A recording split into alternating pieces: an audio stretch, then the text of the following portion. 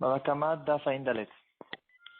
Aujourd'hui, on va essayer de ramener plusieurs cas intéressants et spéciaux que nous a ramené Rav Zilberstein, qui concernent toutes sortes d'histoires bizarres qui sont arrivées, dans lesquelles il y avait un dommage qui a été causé, quelqu'un qui a causé un dommage à quelqu'un d'autre, et finalement, il s'est avéré que c'était pas un dommage, c'était un grand sauvetage pour cette personne. Et la question qui se pose, c'est est-ce qu'il doit lui payer en fait le dommage qui a lui été fait, ou bien peut-être que le contraire, celui qui a été entre guillemets endommagé et que finalement sa vie lui a été sauvée, peut-être que lui il doit payer à son sauveur malgré que ce sauveur en fait il avait l'intention de lui causer plutôt un dommage. La Gemara à la fin du Daf elle ramène l'histoire de Rabban Gamliel qui avait un esclave très connu dans le chasse qui s'appelait Tavi. Et la fin de cette histoire, la fin de l'histoire de cet esclave, c'était que Rabban Gamliel, il lui a crevé l'œil. Et un esclave, un Ibet Kenani, que son maître lui a fait perdre l'œil, il sort. Il est délivré. Et Rabban Gamliel s'est écrit, Aya Samer Simcha Gdola, il était très joyeux parce que c'était un bon esclave et il était content, Rabban Gamliel, de pouvoir le délivrer alors que la Torah nous interdit de délivrer les esclaves goïm.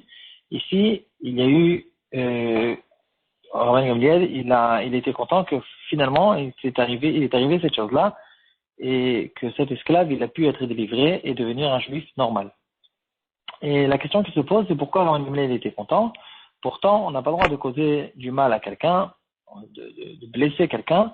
Cette question a été relevée par le Yahavet, sur nous dans notre Gemara, et par d'autres Mefarshim qui essaient de développer cette chose-là, comme le Bet Yisrak. On va commencer par les histoires, on va continuer par développer cette question. La première histoire, on va donner en fait 4 histoires qui se ressemblent et on va essayer de voir s'il y a des différences entre elles. La première histoire, c'est l'histoire d'un pauvre enfant qu'il a perdu en fait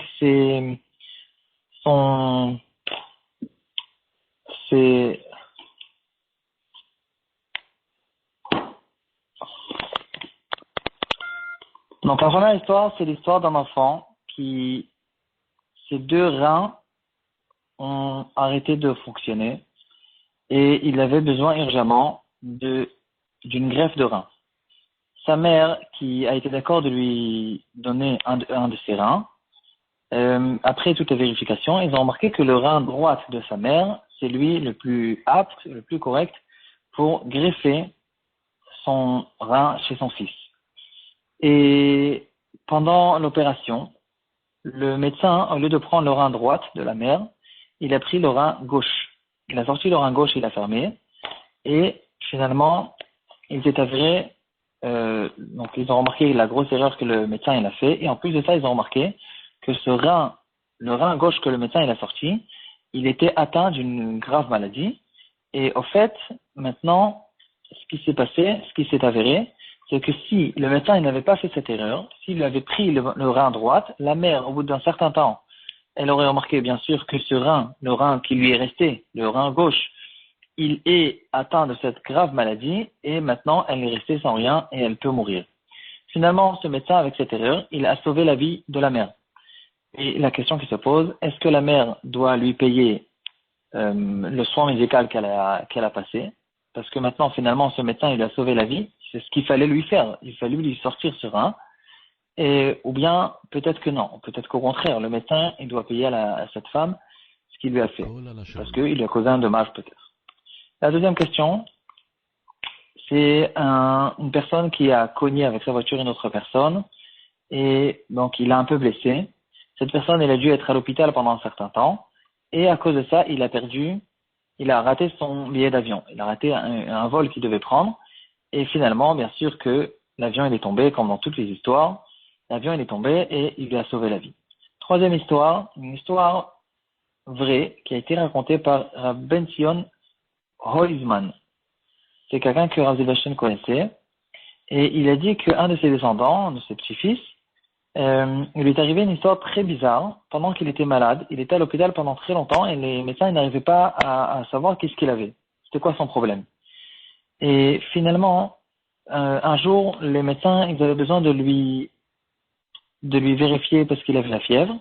Et donc, ils ont mis le thermomètre dans sa bouche Et ce qui s'est passé, c'est que le thermomètre, il s'est cassé et dans les anciens thermomètres, comme on se rappelle tous, il y avait un gaz qui était très dangereux. C'est à cause de ça qu'ils ont arrêté d'utiliser ces choses-là. Je crois que ça s'appelle mercure. Et en tout cas, ce produit-là, il est rentré et en fait, cet enfant, il a avalé ce produit, et au lieu que ça lui cause un dommage, au contraire, ça lui a nettoyé là-bas les intérieurs, les intestins, et ça lui a réparé, en fait, tout ce qu'il avait besoin ça l'a guéri complètement. La quatrième histoire, aussi une histoire d'accident de voiture, une histoire très bizarre. Une femme qui avait un problème, elle était muette. Un jour, elle s'est arrêtée de parler. Et la voiture, quand on l'a envoyée en l'air, cette femme, elle est tombée. Elle s'est cassée quelques côtes, mais finalement, elle s'est remise à parler. Il s'est avéré que le coup qu'elle a reçu sur son cerveau, sur son crâne, ça a touché un petit peu son système nerveux qui lui a redonné la parole. Et ici aussi, la question, c'est est-ce que cette personne doit payer à cette femme le dommage qu'il lui a causé, ou bien peut-être que le contraire, si déjà quelqu'un doit payer à quelqu'un d'autre, c'est cette femme qui doit payer et avoir une grande akaratatov envers cette personne qu'il a connue. En revenant à l'histoire de Rabban Gamliel, la question qu'on avait relevée, c'est pourquoi Rabban Gamliel était content qu'il a causé un dommage à son esclave, pourtant on n'a pas le droit de blesser des gens. Il y avait une relève cette question. Le Shoot Bet Yitzhak, il dit que ici, on dirait qu'il y a une preuve pour les avis dans l'Achronim qui pensent qu'une personne a le droit d'être mochel sur sa blessure. Il a le droit de venir chez quelqu'un d'autre et de lui dire frappe-moi, fais-moi une blessure, etc. Il a la possibilité. C'est une grande marque dans la poskim. Et on dirait que ici, puisque cet esclave, il était bien sûr, il préfère perdre l'œil plutôt que de rester esclave, alors c'est comme si qu'il était mochel depuis le début et c'est pratiquement comme si qu'il avait demandé. Et donc, c'est pour ça que c'est pas considéré qu'il y a ici une avéra de blesser cet esclave, c'est au contraire quelque chose de bien qui s'est passé.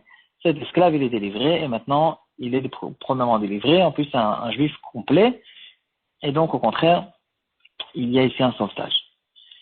Est-ce qu'on peut ramener une preuve de notre Gemara?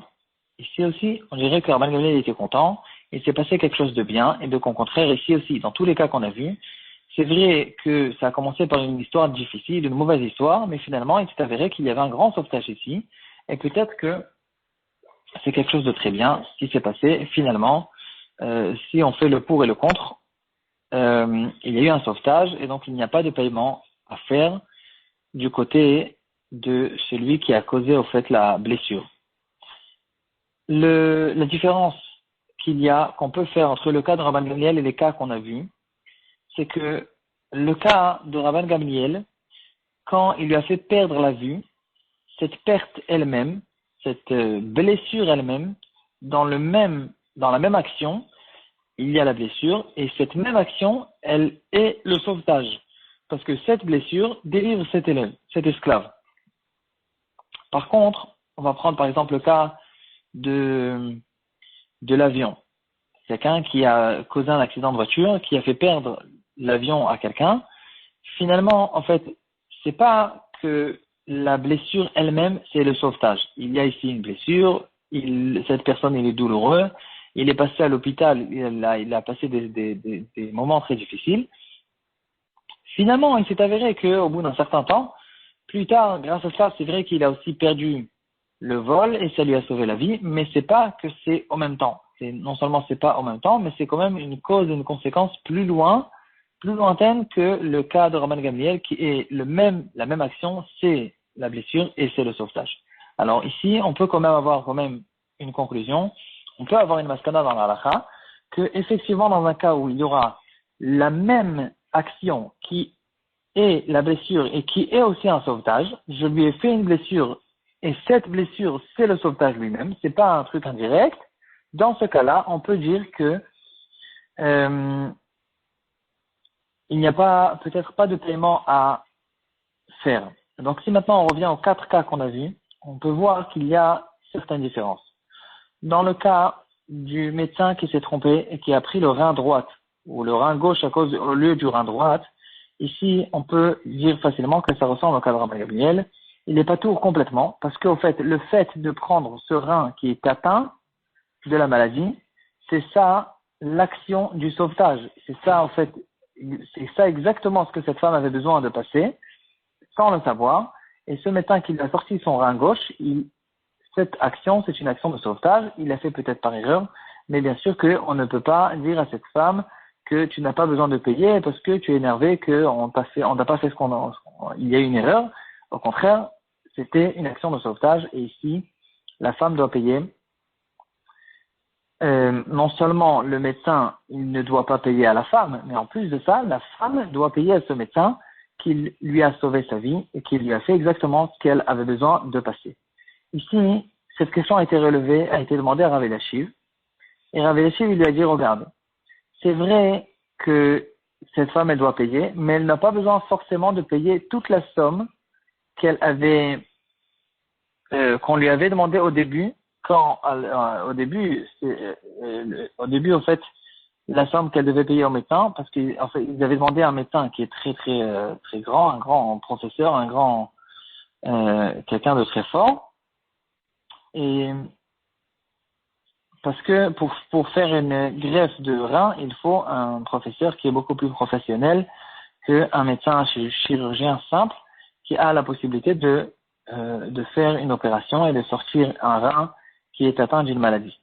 Donc ici, elle n'a pas besoin de payer ce professeur qu'elle a pris d'ailleurs de manière personnelle.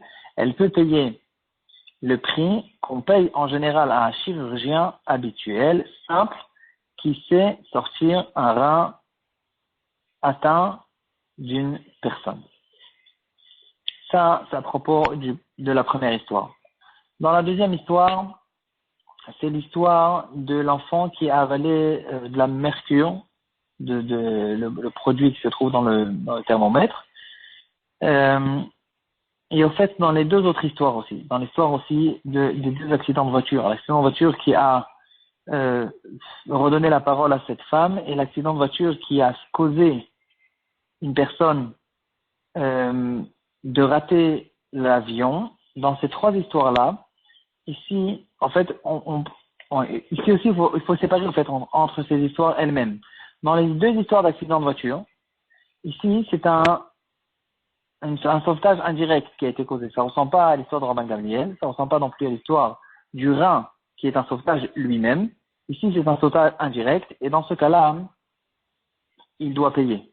La personne qui a causé l'accident de voiture et qui lui a fait perdre l'avion, alors cette personne, il doit payer parce que ici c'est vrai qu'il lui a sauvé la vie, mais quand même il lui a causé un accident, il l'a mis à l'hôpital pour un certain temps, il doit payer sa guérison parce que le sauvetage il est indirect. Dans le cas de l'enfant qui a avalé la mercure, ici, au fait, la question n'est pas très compréhensible parce que il n'y a pas eu de perte du tout. Cet enfant, c'est vrai que peut-être qu'il y a eu un certain moment où la famille ils ont eu peur de ce qui allait arriver, mais finalement c'est pas plus que ça. Donc ici, c'est sûr que ce qui est arrivé, c'est que quelque chose de bien. Et dans la dernière histoire bizarre là de la voiture qui a envoyé une femme et qui lui a redonné le pouvoir de parler. Ici aussi, il faut dire qu'il y a ici deux histoires. Il y a deux questions. Premièrement, en fait, il y a deux choses qui n'ont pas de rapport. Premièrement, il lui a cassé les côtes. Et deuxièmement, il lui a redonné la parole. Et on n'a pas besoin de faire le rapport entre ces deux histoires. Sur le fait qu'il lui a cassé les côtes, il doit lui payer. Mais sur le fait qu'il lui a, c'est vrai qu'il lui a redonné aussi la parole, mais ça ne veut pas dire pour autant qu'il n'a pas besoin de payer sur les autres choses qui n'ont pas de rapport. Il y a ici deux histoires. Sur la parole, elle va lui dire merci beaucoup. D'ailleurs, elle a la possibilité de le lui dire maintenant. Mais quand même, c'est pas pour autant que lui, il n'a pas besoin de lui réparer ses côtes et de lui payer toute la guérison qui est arrivée avec.